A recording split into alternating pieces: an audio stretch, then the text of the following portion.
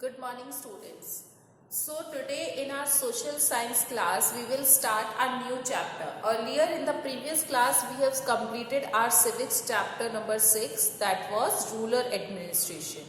Okay, so today we will start a new chapter of history, chapter number 8. But don't get confused because in some of the books it is chapter number 7. So the name of the chapter is Ashoka, the emperor who gave up war. Okay, this chapter we are going to start today. See students, this chapter starts with few symbols that we will see first. When we notice the coins or notes, then we see a group of lions printed on the notes. Now what does this symbol reflect? And this symbol have a very long history. This symbol is having this group of lions that we see in our coins and notes. They have a very long history. And these were carved on the stones or on the rocks and placed on top of a very massive pillars, okay, in Sarnath. Now who did this and for what? That we are going to study. See students, Ashoka, he was very popular ruler. You all must have heard his name earlier also. And he was very powerful ruler also.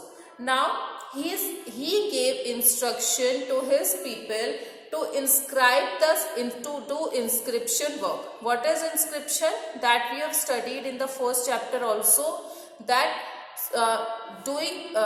carving or writing something on the hard surface such as stone or metal is known as inscription. Now Ashoka instructed his people to write inscriptions on the rocks and on the metals. Okay, and now what was written in these inscriptions, this we will study later on. Now we will also see what is the difference between kingdom and an empire.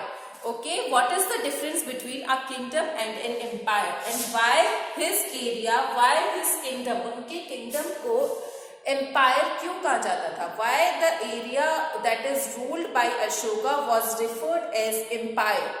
This we will study. Now, the empire that was ruled by Ashoka was actually founded by his grandfather. That empire was founded by his father. And his father name was Chandragupta Maurya. Okay, what was the name of his grandfather? Sorry, students, it was founded by his grandfather. Okay, the name of his grandfather is Chandragupta Maurya. Now, it was founded around more than 2300 years ago. Okay, then Chandragupta Maurya was supported and helped by a very wise man. So time to time this man used to give him advice and they used to help him out in any difficult situation. What was the name of this wise man? His name was Chanakya, or he was also known as Kautilya. Okay, Chanakya or Kautilya. Now many of Chanakya's ideas were written down in a book. What is the name of that book? The name of that book is Arthashastra. Okay, Arthashastra was the book in which many of Chanakya's ideas are written down. Okay, now the next point is dynasty. What is the meaning of dynasty? See students, when members of the same family became rulers one after another, when members of the same family became rulers one after another, okay, then that family is generally referred as dynasty. उस family को क्या कहा जाता है? That family is known as dynasty when its member became rulers one after the another. Like grandfather, after grandfather, father, then his son, and then after his son, maybe his son or his daughter. So like this, the members of same family became rulers one after the another, then that family is referred to as dynasty. So the family of Mauryans were also known as Maurya dynasty. Okay, that was known as Maurya dynasty. It was three important rulers in this dynasty. In this Mauryan dynasty, three important rulers. First was Chandragupta Maurya, Then after Chandragupta Maurya, his son Bindusar, okay, his son Bindusar, he was the father of Ashoka. Then after Bindusar, his son, what was the name of his son? Ashoka. So these was the Mauryan dynasty.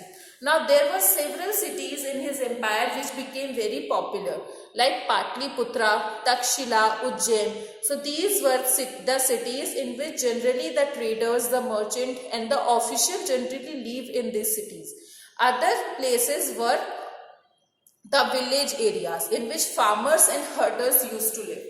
Then the central area, India was the forest area at that time, in which from where the people used to go on hunt, okay, or they used to go for gathering the food or to collect the food forest produced from the forest. So that was the forest area, okay. Now the people of different area speak different language, they eat different kinds of food, they wear different kinds of clothes also.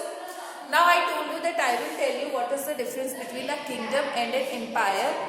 What is the difference between a kingdom and an empire? Generally the difference between the kingdom and the empire is that the big area, if the area is big, then that is known as empire.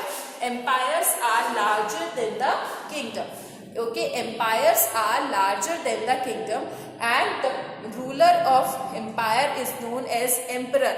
Okay, and he need a large number of army also to protect his kingdom, to protect his empire from the enemies.